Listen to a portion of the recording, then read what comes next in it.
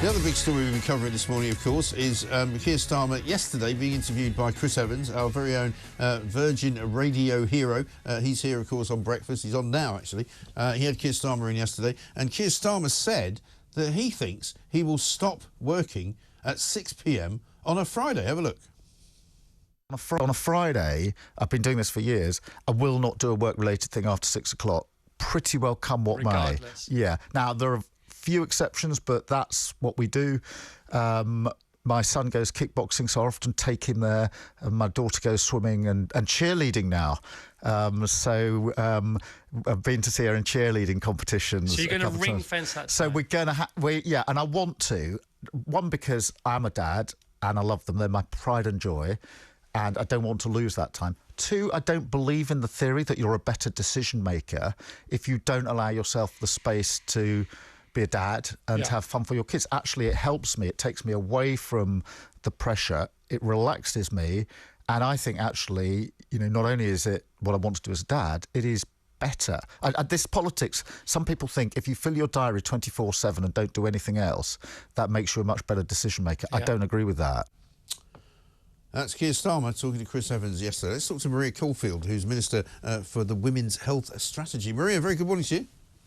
Good morning. Thank you for joining us. I mean, is Keir Starmer right? I mean, I don't think you can be Prime Minister and knock off at 6 p.m. on a Friday, can you? Well, Keir Starmer's never been a minister, so if they do form a government, and I actually agree with your listener, Tony, I don't think that's baked in as yet. But if they do, I think he's got a shock coming, because being a minister, but not just being a minister, if you're self-employed, if you run your own business, you know, people across the public sector as well, doctors and nurses, you know, if we all finished at 6 o'clock, the country would come to a screaming halt. Right. And so I think, you know, I share his sentiments about work-life balance and spending time with your family. But if you've been elected to run this country, that is, you know, pretty much a full-time 7-day-a-week role. And so it's concerning that he doesn't, you know, realise just how demanding a role that is. Rishi Sunak is a dad, got 2 young children, and he's been on the record to say just how much he misses spending time with them. But absolutely, as a Prime Minister, you can't just knock off at 6 o'clock on a Friday. No, I mean, I think sensible parents would say, yeah, of course you have to spend time with your children. Of course you have to make, you know, sort of room for family time. And he doesn't have to have a meeting going on at 9 o'clock every Friday night or anything like that. But you can't be quite so kind of, you know, black and white about it, can you? No, absolutely not. And, you know, I'm just a junior minister. As you say, I'm responsible for women's health and mental health as well. And I work pretty much a 7-day week. You know, some of that you could trim back. I don't disagree that it doesn't all have to go into the diary. But absolutely, you know, we've had big outbreaks over the last year of things like whooping cough, for example, where, you know, we've had to hold meetings in the evenings, early mornings, visit around the country to make sure things are on track. You have to do that, and that's just as a junior minister with a kind of a limited brief. If you're Prime Minister, you know, you've got to be up for the fight, whatever the challenge that comes through the door. 8 weeks after the last general election, Boris Johnson was hit with COVID and had to make some really tough decisions, which people may agree or disagree with, on things like PPE or vaccinations. There wasn't the option to finish at 6 o'clock on a Friday, and they're exactly the sort of challenges that a Prime Minister faces. So I'm just slightly worried. And perhaps it is because he's not been a minister and hasn't been in government, that maybe he's a bit naive about the challenges ahead. I mean, that is one of the things that people mention, isn't it, all the time, that, you know, we've got possibly an incoming government made up of people who have never been in government before. Yeah, it's only really Yvette Cooper who's had some of that kind of front bench experience. And you've got to make some tough decisions. And I think perhaps that's why their manifesto is a little bit lacking in the detail, because, you know, you have, as a government, you have to make sometimes unpopular decisions. We're a natural tax cutting party, but because we had COVID for 2 years, where we had to pay people's wages through furlough, give out business grants, we then were hit with the war in Ukraine, had to pay half of everyone's energy bills for a year. We didn't have the money then to do the tax cuts to the extent we would have liked to. Of course, we've given national insurance cuts, about £900 worth to every family, but we've not had the money to go as far as we would like to have done. And that means making tough decisions. And very easy to criticise from the sideline, but a war in Europe and a global pandemic in the space of 4 years has been pretty challenging. And sometimes I think we've not been given some of the kind of leeway that has hampered some of the work that we wanted to do. Are you surprised that, as we look across to the continent and the rest of Europe, where most countries at the moment anyway seem to be sort of moving slightly to the right, that here in Britain we seem to be moving in the opposite direction? Yeah, it is. I mean, I think any government who's been in power during COVID and particularly in Europe, the war in Ukraine, has obviously felt punishment from the electorate, and I think we're seeing that across the board. But yes, it is. I think if there is a Labour government on Friday, I think people, once they see that the work we were doing on immigration was making a difference, and perhaps the numbers will go up significantly once Labour in. We know that there are migrants, for example, at Calais, waiting to see what the election results are before deciding their next move.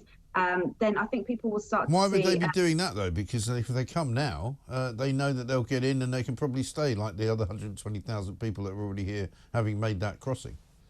Well, because the Rwanda scheme is acting as a deterrent, even without a plane taking off, they know that... And I've got family in Ireland, for example, who are furious that with the Rwanda scheme, because so many of the legal migrants have been going to Ireland. There's tents across roads in Dublin.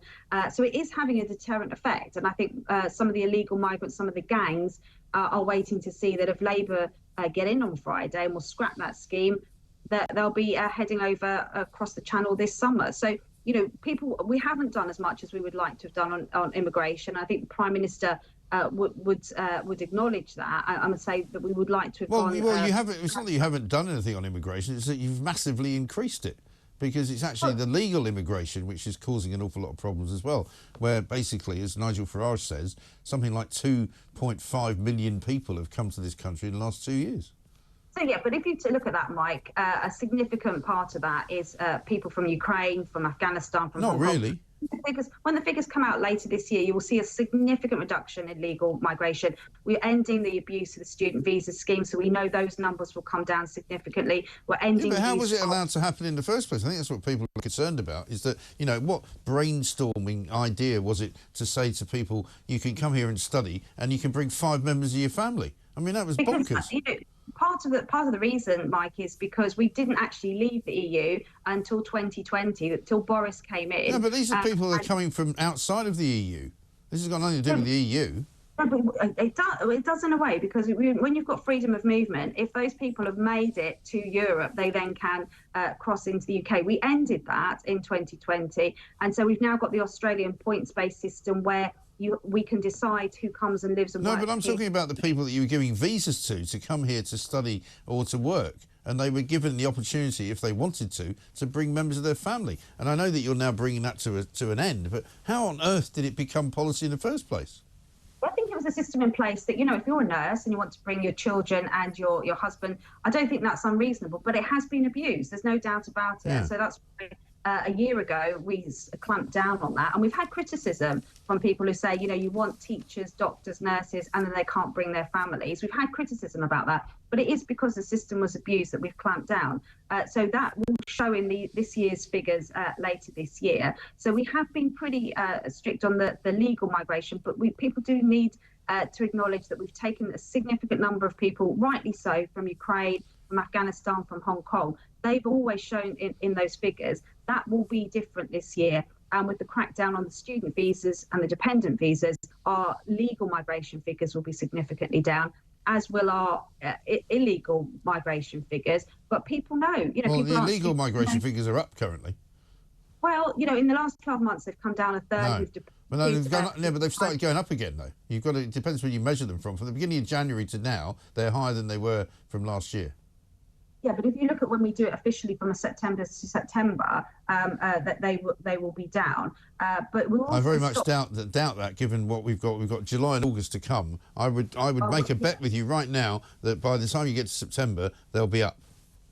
Well, if we've got a Labour government on Friday, they will definitely be up. I know you like betting in the Tory party. Come on, I'm sorry, that was a cheap shot.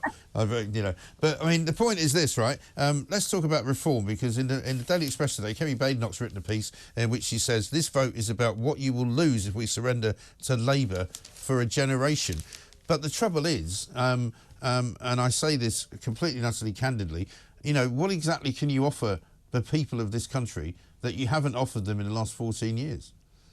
Well, you know, this kind of myth that we've been in Conservative majority for 14 years is just that. You know, the first 5 years we were in coalition with the Lib Dems, so we were really restricted in some of the things we wanted to do. The next 4 years, we had no majority at all. And we remember the scenes with Theresa May trying to get her Brexit deal through, which, you know, I voted I remember it very well. Many did. And then it's only really since Boris came in 2019, we've had an actual working majority. And 8 weeks after that election, we were straight into COVID, you know, lockdown, restrictions, all of that, which took away our time. And then we've had the war in Ukraine since, which has taken a toll on our finances as a country. We've been supporting people through the energy crisis with paying for their energy bills, council tax rebates, all of that sort of thing. So, you know, it has been a difficult few years, but we are turning a corner. So if you look at the economy, compared to the rest of Europe, we've got the highest growth in the G7. Our inflation is down to 2%. Interest rates will start to come down in the summer. And people are starting to feel the difference in their pockets with that national insurance cut. And we want to go further. We've said in our manifesto, particularly for pensioners, we want to raise those tax thresholds. You know, people have a choice this Friday. They can either stick to the plan that's starting to work, the corner's been turned, not just in the economy, but in our NHS, waiting lists down 6 months in a row, over 200,000 people coming off those waiting lists, or put that at risk with Labour. And while we all, you know, particularly someone like myself who voted for Brexit, have sympathy with reform and what they want to do, the answer isn't to install a Labour government for perhaps a generation that will undo all of that and make it almost impossible for any future Conservative government to turn those things around. We found it difficult enough with some of the changes Tony Blair made, for example, the doctors, the GP contracts. He was the one that stopped them doing out-of-hours calls and kind of gave them a contract which we've not been able to unpick. There's some of the, you know, the examples that will frame that choice for people on Thursday that we'll be waking up to on Friday. Have you got sympathy for reform to the extent that if in the new Parliament you are the opposition, you would perhaps link arms with them and say that reform and the Tories are the new opposition as opposed to the Lib Dems and the SNP?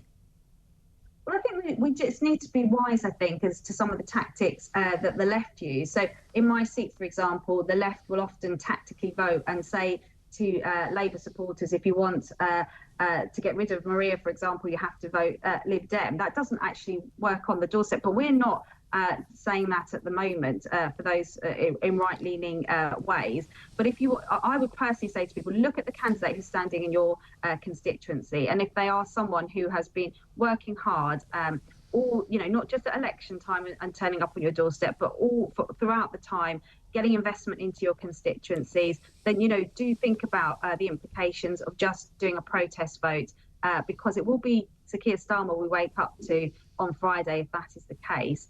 You know, a lot of what reform says is resonating on the doorsteps, but actually people are saying to me they're not sure that this is the time to be voting for them, because they do not want that supermajority of a Labour government, which could be in for a generation. Maria, thanks very much indeed for talking to us. We've got to run. Maria Caulfield, Minister for Women's Health Strategy.